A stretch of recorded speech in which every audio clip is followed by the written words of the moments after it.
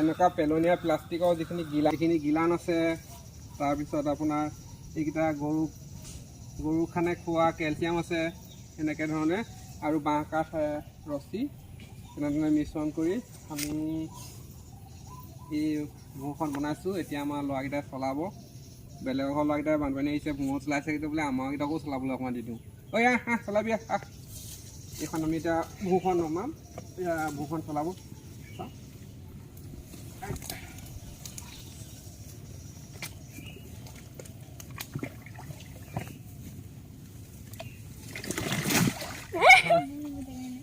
তাৰপিছত তই ভূঁ চলাই গৈ থাকিবি আৰু দেই, অকণমান ভূঁ চলাবি আৰু বেছিকৈ নচলাবি। মই চলাম, দুইটাই ভূঁ চলাবি। এতিয়া এটা উঠি আহ।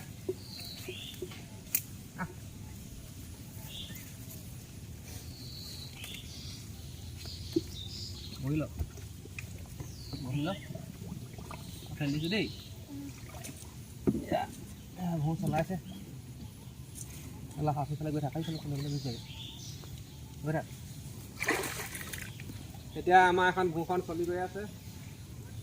গতিকে আপোনালোকৰ কলগছ নাথাকিলেও এনেধৰণে প্লাষ্টিকৰ পেলনীয়া গিলান বা বিভিন্ন প্লাষ্টিকৰ বটল দি এনেকৈ সাধাৰণতে এখন ভূঁ বনাব পাৰে।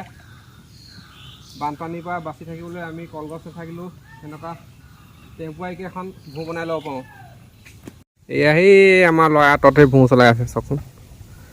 ঐ লৈ এই ভাইটিকো দিবি চব ওলাবলৈ। আৰু বাকীকেইটা ল'ৰা ৰখি আছে নহয়, ফটাফট ৰখি নাথাক। এই এনেকুৱা ভূঁ চলাই বেলেগে পোৱা নাই আৰু।